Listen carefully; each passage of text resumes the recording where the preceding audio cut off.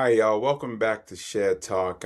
Like y'all know, I like to have a lot of inspirational stories about businesses and, how God works in mysterious ways and, talk to different individuals from all over the country. Uh, with that being said, my guest coming in, his name is Joe. How you doing today, Joe? Doing well. Thank you for having me on. It's an honor and a privilege. Yeah, it's awesome, man. I got a little bit of information from what was, a little bit of your story from what happened and where you're at now. Can you just take us back to how it all got started and where you're at now, brother? The mic is all yours. Absolutely. So I grew up in Texas. I was born in Texas and raised in Texas till I was 21. At 21, I ended up meeting a girl and moving to Louisiana and lived in Louisiana for 23 years. Um, went through a divorce, remarried, was married for about 4 years, went through another divorce, and then ended up in Tennessee. Okay. So it's been a kind of a wild ride, I guess. A lot of people out there have probably gone through much worse than I've had to endure. But growing up, I grew up like a lot of people I'm Gen X. So growing up in Texas, my mom and dad were married. They divorced when I was about 8 years old. And it was at that point that I started to kind of have a little trouble come along, or it seemed like I began to get in trouble, and I think it was because I wasn't getting the attention that I thought I deserved. When my parents were married, everything was pretty copacetic and everything was pretty normal for the most part. There Hmm. was some infidelity on my mother's part that ended up ultimately breaking up their marriage. And as an 8, 9 year old kid, you really don't know where to turn or what to do.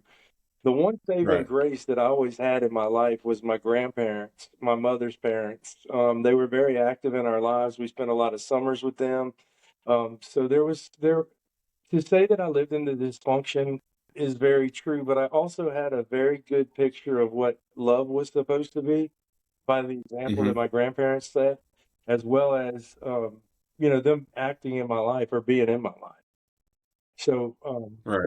so growing up, um, things got a little tough. My mom and dad split up. My mom decided to switch teams, if you know what I mean. And Yeah. so then that became an issue. When they initially divorced, we moved back to my hometown, which is where my grandparents were. And so from probably the second or third grade until seventh or about seventh grade, we were back in the hometown that my grandmother and grandfather were in. So grandma and grandpa were real active in my life. And they kept us after school and that kind of thing. So fast forward, my mom decides to remarry. She remarries. We relocate to Houston. Um, when my parents were originally married, my dad worked for a newspaper in Houston, and that's what took us to Houston. So when they divorced, of course, my mom went back home where she knew she would be have support. So then we moved Right. back after she met somebody else and remarried who worked in Houston as well. And he was an alcoholic. And so with that came a lot of abuse, both mentally and physically. Like I've been stuck through sheetrock walls, stuck between 2x4s. I mean, it was pretty bad. But I also have two full brothers at this time, and the abuse that Hmm. that was kind of at their hands, or not at their hands, but it was directed to them. A lot of times I tried to get in and shield. So I took a little more because I inserted myself in those situations trying to protect my brother. Yeah. And so school, they ended up divorcing because of his alcoholism and his being so physically abusive. And at that point, my mom, that's when she decided she was going to try and I guess because of the abuse that she had suffered, she thought maybe a woman would be a little easier or softer or whatever, and it just caused a whole different issue. When that happened, I was about probably 12 or 13. It made me very angry. It made me want to rebel. Um, so then of course, we were in Houston. We go from a little bitty town of 1,500 people to this big metropolis, where there's all kinds of stuff to get involved in. Um, Right. and so when we got there, I didn't feel like I was getting the attention that I deserved. I didn't feel like I was getting loved like I should be loved. It just, the whole family dynamic changed. And it caused me to look for negative uh, attention because that attention was better than no attention at all. So Now, when you said that you were looking for attention, are we talking attention out in the streets, uh, lashing out? What do you mean by I that? was lashing out because I wasn't getting the attention that I thought I should be getting at home. Like the family dynamic was, mom would go out sometimes and hang out with her friends and party, and it would just be me at the house for a day or two with my brother, and there wasn't a lot of food or stuff like that. Yeah. So it caused me to act out and do things. I was doing bad things for good reasons, if that makes any sense. Like I Yeah. got involved in selling street Yeah. pharmaceuticals and all that kind of stuff, and it just was a bad situation for me. I knew better, but I was doing those things to try and make sure my brothers had something to eat. We had school clothes. Trying to survive. Yeah, yeah, You were exactly. basically I was trying to you survive. mean Yeah, and right. I'm not a thief, And but like I said, the one shining star to this whole story was my grandparents. Because Really? my grandparents went to church. I didn't go to church as a kid much. I was taken to church from time to time, but didn't spend a lot of time there. Wasn't really churched as a child. And I witnessed my grandmother when I was there. Every morning that I would get up, she would get my grandfather together and get him off to work. And then she would spend time reading her Bible. So by the time we got up, she would have been doing a devotional or something like that. So I saw her in the Word constantly. Okay. Then she'd put it down, she'd fix us breakfast, and I had one of those grandmothers that believed when the dew was off the ground, you got outside and played, and you played until, Right. dark. So Right. that's kind of how I lived. And that part of my life was pretty normal. So it was kind of cool because I got this taste of this normal, or what most people would consider a normal life. But then I also had this world that was just chaos where I was free pretty much to do what I wanted. I just kind of got released, onto society. And due to the fact that my mom was dating women, people used to, say, oh, well, Joe and his two moms and stuff like that. So I was ready to fight anybody at any point in time. That was you at a young Yeah, age, yeah. I'm that just, yeah, like what would you do? yeah, yeah. And it was like I acted out. I fought. I got involved with some gangs and stuff like that. And I did a lot of rotten things. Um, Right. Right. but always in the back of my mind, I always knew that there was going to be a point that comes to. There's a point in life where you come to a fork in the road, and you have to make that decision on whether you're going to continue down the path that you're on, or you're going to change and do what you know you need to do. And Okay. I think that us as humans have an innate something in us that we all know right from wrong. You know, I think everybody knows about God or Jesus. They may not as in depth as some others, but I think Right. inherently, I think we know right from wrong, and I think we know that there's a good and a bad. And when you start talking about religion and stuff, I know it causes a lot of issues sometimes, but I just feel like whether you want to call it God, whatever, higher power, you know right from wrong. And Correct. even at my young age, I knew right from wrong, but I was still out there because if my peers would pat me on the back for all the bad stuff I was doing, and they were like, oh, and I was somebody. I felt like somebody. But the one thing that I had missed my whole life was that sense of a family unit.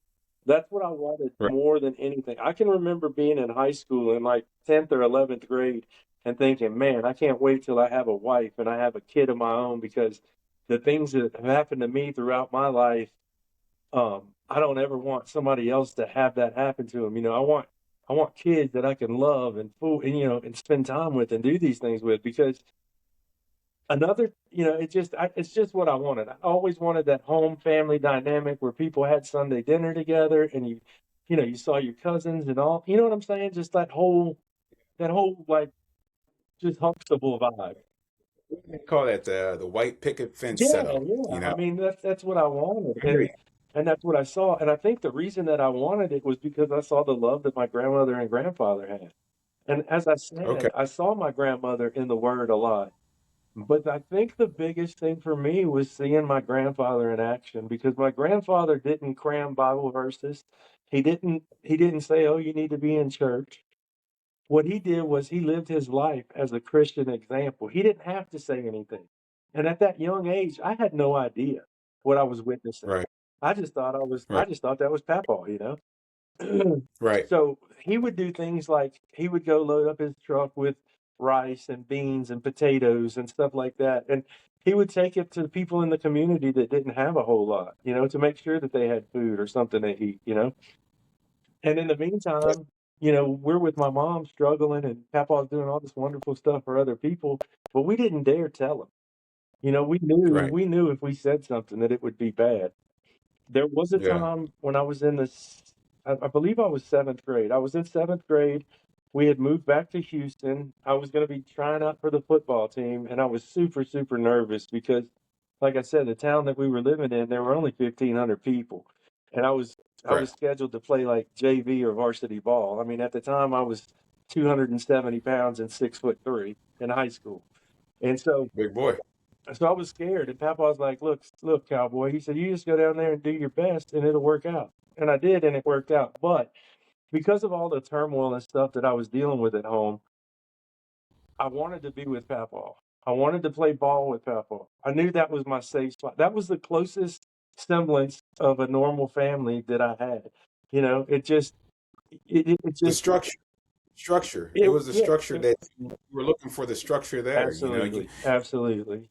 I think I that's get. 100% right. And so my grandmother and grandfather basically became my parents for the most part. I never moved up there, but there wasn't a time where something wasn't going on major in my life that I didn't pick up the phone and call Papa. He Okay. always had wise words and always had advice and stuff like that. So yeah, I mean, so that was great. So then if you fast forward to my I guess my young adult years, 20, 21, I had been in the oh, I'm sorry. So going back to where you come to that fork in the road, I knew at some point I was going to have to make a decision. You're going to go this way or you're going to go that way. I chose to go into the Marine Corps. The Right. reason that I chose to go into the Marine Corps was because I was trying to change my playmates and my playpens. I had been so wild out in the street that people were looking for me. And it Wow. was a situation of I have to get out of here or I may not make it out of here. Right. So Right. You had to so figure that's what something took me out. to the Marine Corps. It was a totally let me get away from these playmates and playpens and so it was at that point when I started to turn my life around. And Okay. so I went to the Marine Corps. I was in boot camp. I got esophageal ulcers, and they medically discharged me from the Marine Corps. And so Okay. at that point, I ended up back in Houston at my mom's house temporarily. And then probably 3 or 4 months after that, I reconnected with somebody from the past, and we ended up getting married. And so Okay. we had been married for about 3 months, and I was the general manager for an athletic shoe store, or excuse me, district manager. So I had several different stores that I checked on. And we were just starting out, and my wife was bringing me to work one morning, and a guy ran a red light at 65 miles an hour, and I was in the passenger seat, and he hit us. We flipped over and landed in the neutral ground, and I ended up paralyzed from the waist down. And they told me, "Oh, you'll never walk again. If you don't have return within the next 2 years, you'll never walk," and all that kind of stuff. So at that point, I mean, it was very disheartening because I mean, I was 21 years old.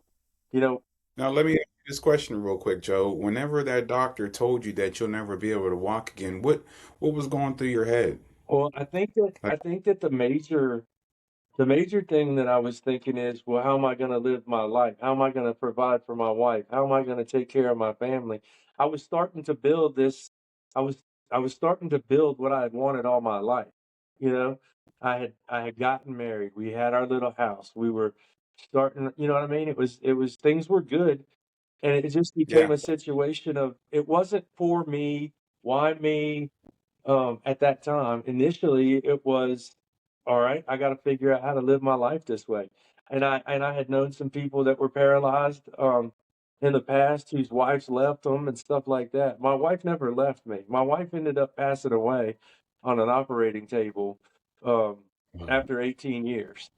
Um, I'm sorry to hear, well, brother. it's unfortunate. It's part of the life that I've led, and it's just part of the story, And God, I didn't get saved till I was 38. Even being paralyzed from the waist down. At one point, when it was really hard, I'm thinking, man, if there's really a God, why are you putting me through this? Why has my life been so torturous? But I never gave up. It's it's it's real easy to give up. Giving up Yes. I mean, it's easy to get up. You wake up in the morning, you choose whether or not you're going to have a good day. If you say I can't, you can't. But if you say you can, you can. You know what I mean? So you Yeah. have to make the best of the situation with what you're given. And I think that was ingrained in me by my grandfather.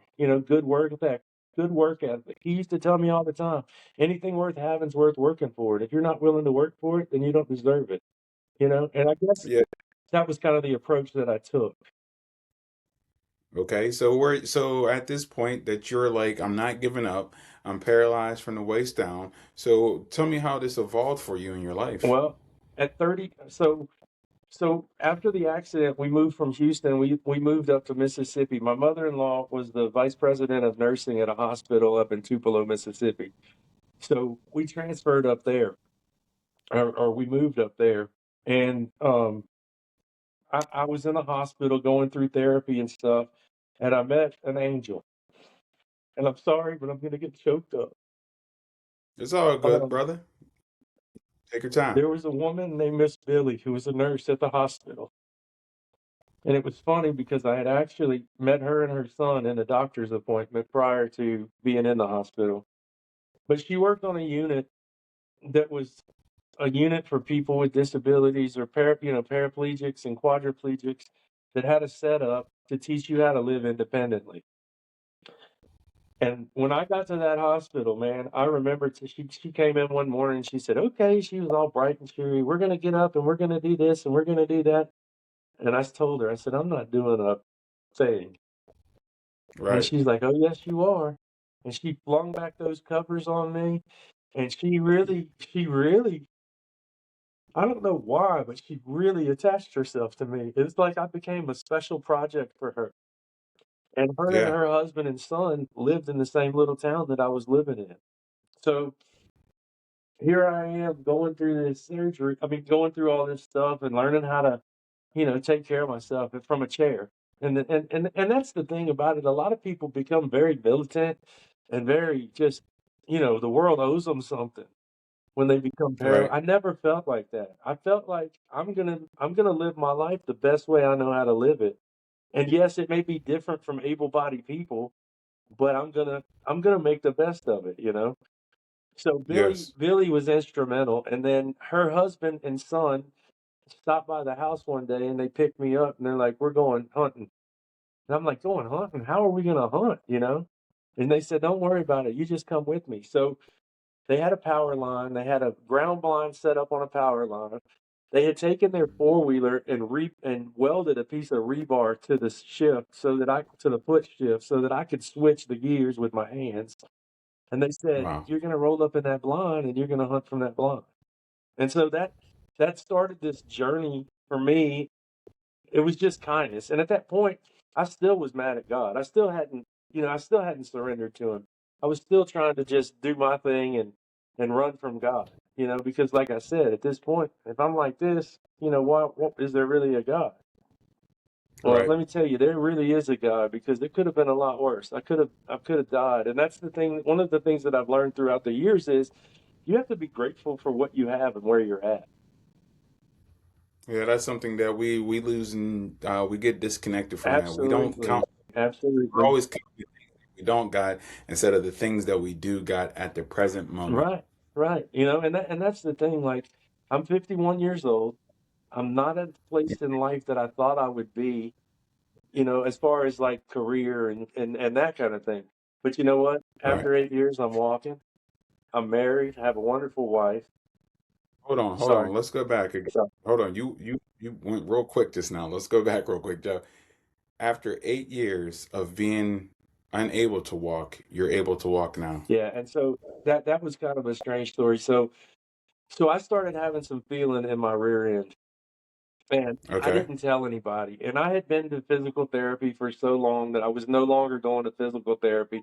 It had been past 2 years. I mean, we're talking 8 years later. I had no return in my legs at all, and so and so I started having feeling in my rear end, and I knew all the exercises that I had been doing in physical therapy. So I continued to do those every day after Okay. they released me from physical therapy. And I would love to tell you that that's what did it, but it wasn't. It just wasn't. And so Well, what was it, it, Joe? it was What God. do you think? I didn't realize it at the time, but it was God. God is the one. Okay. God's the one that did it. My spinal cord was severed in two places completely, and in all textbooks and medical books and stuff, you don't recover from that. And so I had this tingling in my lower body, and I started to work to try and just pick my feet up off of the rest on the wheelchair. And eventually, after about 6 weeks of doing that, I was able to get my foot up about an inch, inch and a half. Amen, And brother. Amen. I sat and I cried and I contemplated it. And I'm like, what do I do? Because, you know, do I tell my family? I don't want to give anybody false hope. I want to make sure. So I continued to do the exercises, and every day I'd continue to lift my feet up off of that chair. Finally, I was able to go into the bathroom one day and to get my hands on the counter and push myself up. And I couldn't support my weight completely, but I could get a little weight on my legs and in kind of, a couple seconds. And it Yeah. was at that point when I talked to my family and I said, "Look, I've got to show y'all something." And I showed them that I could lift my leg, and I mean everybody was crying, and it's like, "Oh, we got to go back to physical therapy."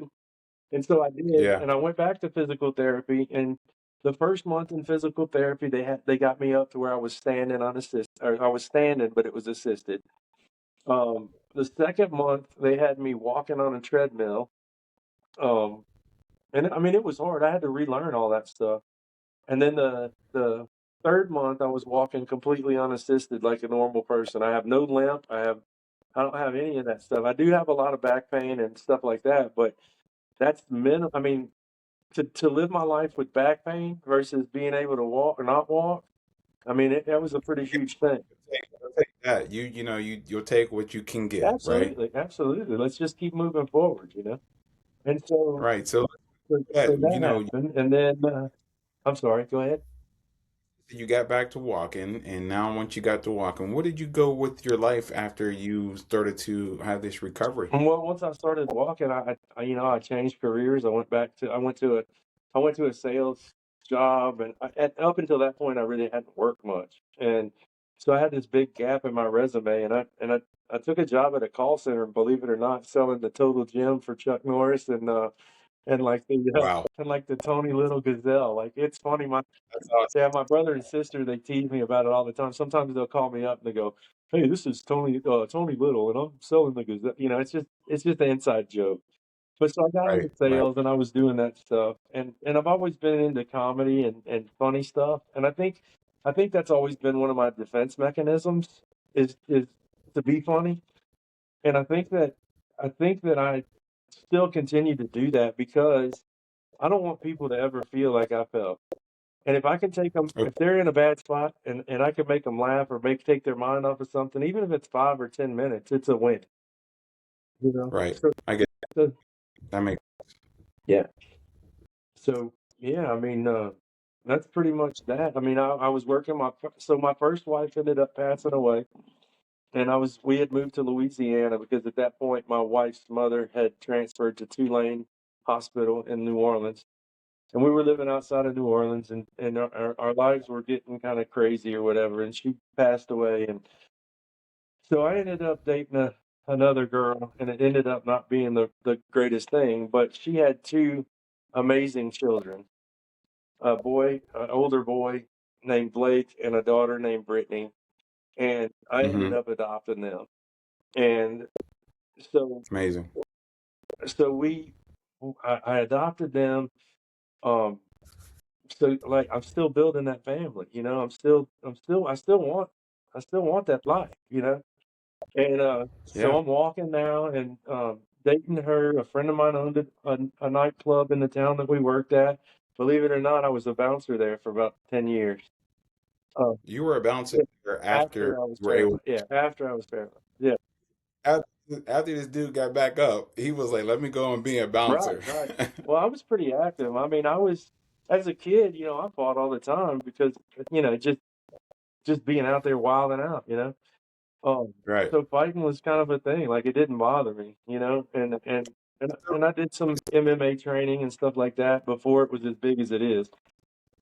I do have a question for you. I want to know about this journey where you started to get closer with God. What led you on to getting closer with the Lord? So that's And why do you that's think that the Lord has so much? I mean, obviously, you know, a majority of us believe that we know what God does. He does everything. Why did you harness on to God made that o possible for you? okay, well, I'm getting there. So I married the second wife, and, Hmm. I was going through a lot in my life, and we were only friends at the time, and she said to me, she said, "I think you need to go talk to my pastor. I think you need to go sit down with my pastor and talk to him. You're being tortured by a lot of stuff from your past." I was dealing with survivor's guilt, from my wife and all that stuff. And at the time, we were just friends. And so Right. she set up an appointment. She said, "If I set up an appointment, will you go see him?" And I'm like, "Yeah, yeah, whatever." I really didn't care. So I walk into this coffee shop, and the pastor of this church in Louisiana, his name's Eddie. I walk in, I shake his hand, and when I shake his hand, something in my body just changes. I started to cry. I felt the warmth. I felt the comfort. I felt the peace that I'd never felt in my life just from shaking his hand. And I Wow. sat down, and I was 38 at that time. And I sat down with him and I spoke with him for, I don't know, an hour, hour and a half. And then I left. And when I left, I just felt so different. I was just a different person. And it wasn't a situation where he was trying to shove scripture down my throat or anything like that. He just talked to me like a human being, and he told me his testimony and what a piece of dirt he was, and how he, this and that, and we just connected, man. And initially there were no words spoken other than hello and a handshake, and then this just transformation happened in my body, and I could not get enough of hearing about God. I joined his church. I was there every Wednesday. I mean, I was on fire, just on fire for God, and I didn't know why. And so at 38, I found God, and I found out that, that's when I realized, it could be a lot worse. You could be dead. You could be in a wheelchair. You could be, there's so many things that happen, but even in the mess, there's a message. You know what I mean? Like, I know that's cliche and people say that all the time, but I mean, there's a lot of truth to it because Well, I think that as we go through different journeys, it turns out to be that if you step back from the situation that you're in at that present moment, it's a lesson, and you take from it what did you learn? What did you learn from that bad Right. situation? What you gain, and apparently you gained a lot. Yeah, yeah. I mean, I was lucky, and it's funny you say that because I feel like life, you know, the fun, the good, the nicety stuff that happens in life, that ain't life, man. You're not developing who you are. It's in the trenches of life. It's in the nooks and crannies. It's when you're scrambling to try and find enough money to buy some macaroni and cheese, or you're scribbling enough to try and pay your electric bill, or you're having to figure out something with somebody that you love, and it's tearing you apart because you can't fix it. It's there where growth happens, and I like it's in those moments where you develop character.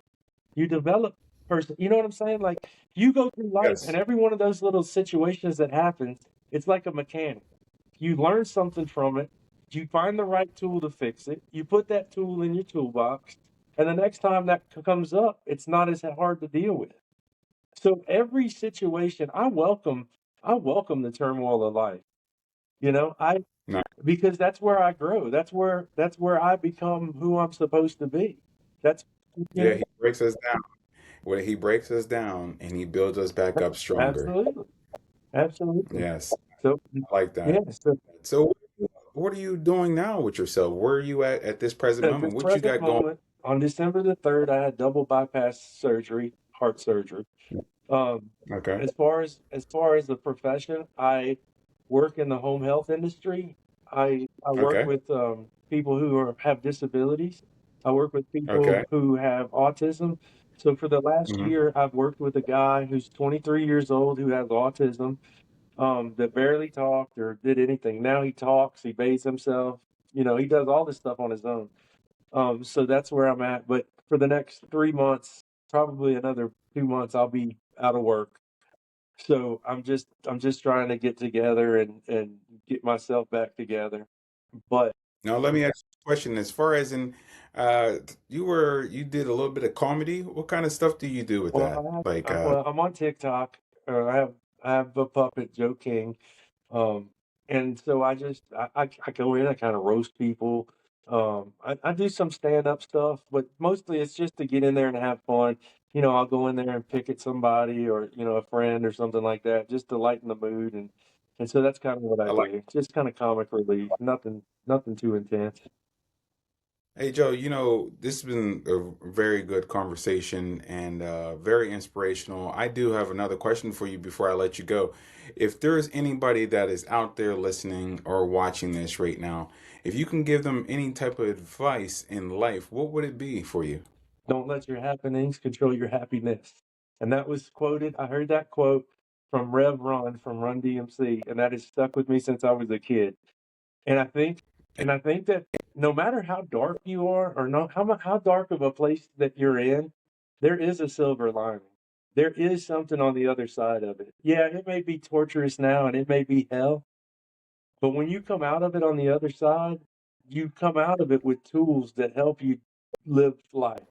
Now, obviously, there's things out there that are out of our control, domestic violence, um, abuse. There's things that we can't control. And in those situations, you need to take the proper channels to to get yourself in a place that you can get. But I can tell you this, my life has been a lot better with God on my side than without God on my side.